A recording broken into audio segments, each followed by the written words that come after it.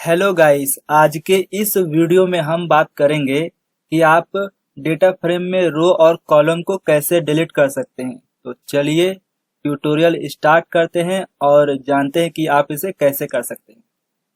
मान लीजिए आप एक मशीन लर्निंग मॉडल बना रहे हो या डेटा विजुअलाइजेशन करना चाहते हो, तो उस समय आपको अपने डेटा फ्रेम में कुछ डेटा को क्लीन करना होता है या प्री प्रोसेसिंग करना होता है। उसको कैसे कर सकते हैं, तो आज के इसी वीडियो में हम बात करेंगे। तो चलिए सबसे पहले जुपिटर नोटबुक में पांडास लाइब्रेरी को इंपोर्ट करते हैं और उसके बाद बात करेंगे कि कितने डिफरेंट मेथड है किसी भी रो या कॉलम को डिलीट करने के लिए।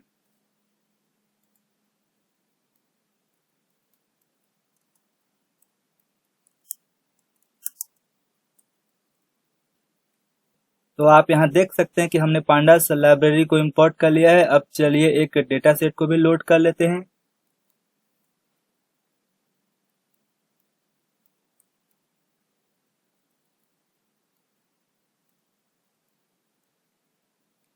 हमने यहाँ पे डेटा सेट को भी लोड कर लिया है। अब चलिए अपने डेटा सेट को प्रिंट करके देखते हैं।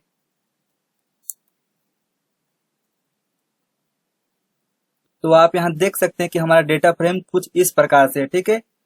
अब हम बात करते हैं कि पांडास में आप डेटा फ्रेम के रो या कॉलम को कैसे डिलीट कर सकते हैं। अगर आप पांडास में रो और कॉलम को डिलीट करना चाहते हैं तो हम ड्रॉप फंक्शन की हेल्प से किसी भी डेटा फ्रेम के रो या कॉलम को डिलीट कर सकते हैं। तो चलिए सबसे पहले बात करते हैं फर्स्ट मेथड के बारे में कि आप डेटा फ्रेम के कॉलम को कितने प्रकार से या कितने मेथड से डिलीट कर सकते हैं। तो उसके लिए हम लेते हैं और वेरिएबल जो कि है df1 equal df dot drop function. उसके बाद लेबल इक्वल अपने कॉलम का नाम, जो कॉलम आप डिलीट करना चाहते हैं। तो मैं एग्जांपल के लिए टीवी कॉलम को डिलीट करना चाहता हूं। तो चलिए देखते हैं कि इसे कैसे करते हैं। तो मैं लेबल्स इक्वल डबल क्वोट के अंदर अपने कॉलम का नाम लिख दूंगा। उसके बाद सेपरेटेड कॉमा, फिर एक्सिस इक्वल 1। जो मैंने यहाँ पे एक्सिस लिखा है तो इसके बारे में बात कर लेते हैं। पहले हम किसी भी डेटा फ्रेम में दो प्रकार के एक्सिस होते हैं, एक्सिस 0, एक्सिस 1। एक्सिस 1 रिप्रेजेंट करता है कॉलम को और एक्सिस 0 रिप्रेजेंट करता है रो को। तो मैंने यहाँ पे कॉलम को रिप्रेजेंट करने के लिए 1 लिखा है। अब चलिए इस कमांड को एग्जीक्यूट करते हैं। एग्जीक्यूट करने के बाद अब हम df1 को प्रिंट करके देखते हैं।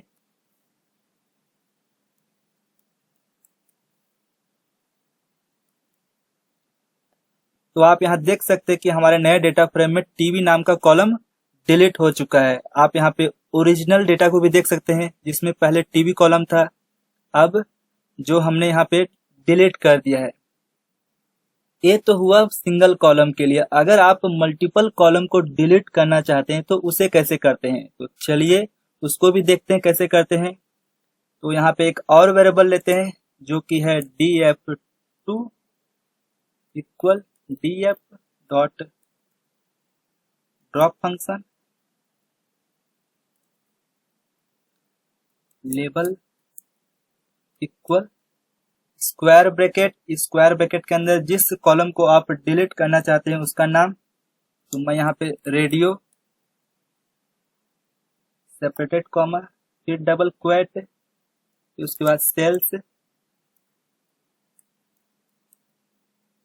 सेल्स के बाद स्क्वायर ब्रैकेट के बाहर एक्सिस 1 कॉलम को रिप्रेजेंट करने के लिए, उसके बाद एग्जीक्यूट। तो चलिए इसे भी प्रिंट करते हैं।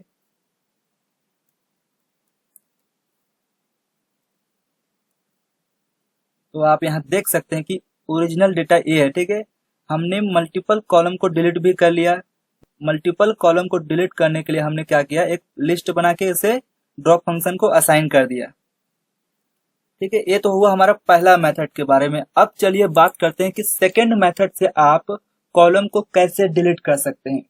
तो चलिए एक और वेरिएबल लेते हैं जिसका नाम रखते हैं df3 equal df drop function, उसके बाद डबल क्वोट, डबल क्वोट के अंदर टीवी,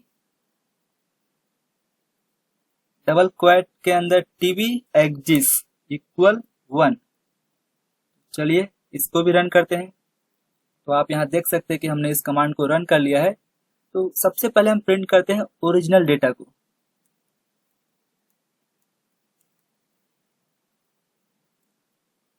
ये है हमारा सेकंड मेथड जिसके हेल्प से हमने कॉलम को डिलीट किया है। इसको भी प्रिंट करते हैं।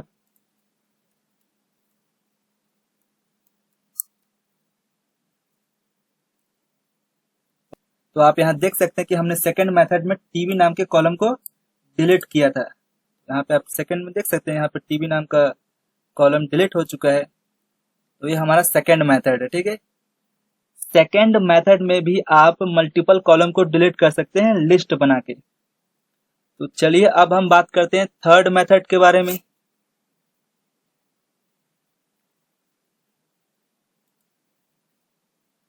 थर्ड मेथड के लिए एक और लेते हैं वेरिएबल df4।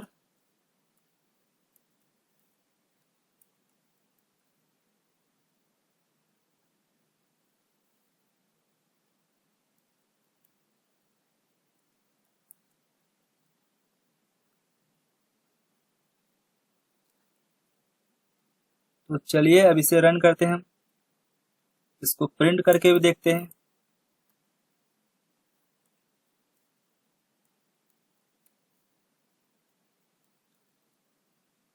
तो आप यहाँ देख सकते हैं कि हमने टीवी नाम के कॉलम को भी डिलीट कर दिया। तो ये हमारा था तीसरा मेथड।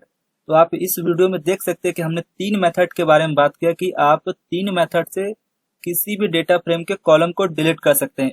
पहला मेथड हमने बात किया लेबल पैरामीटर के हेल्प से। सेकेंड मेथड हमने बात किया विदाउट लेबल पैरामीटर के हेल्प से।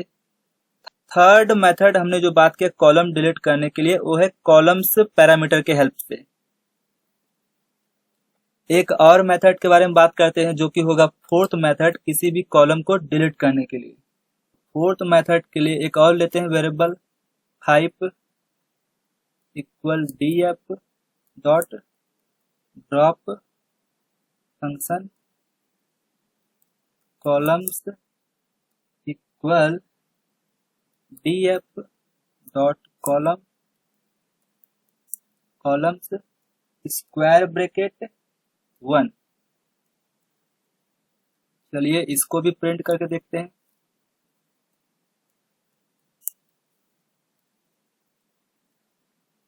तो आप यहाँ देख सकते हैं कि मैंने फोर्थ मेथड के हेल्प से भी कॉलम को डिलीट कर लिया।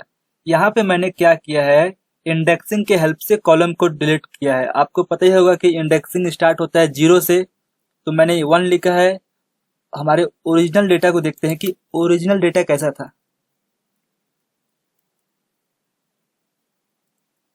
अगर हम इसके इंडेक्सिंग के बारे में बात करें तो इसका इंडेक्सिंग कैसे होगा कॉलम का।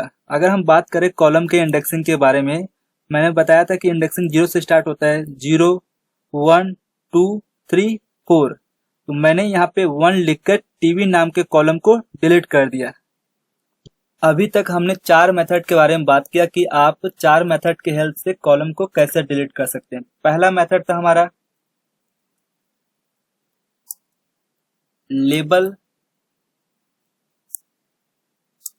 सेकेंड था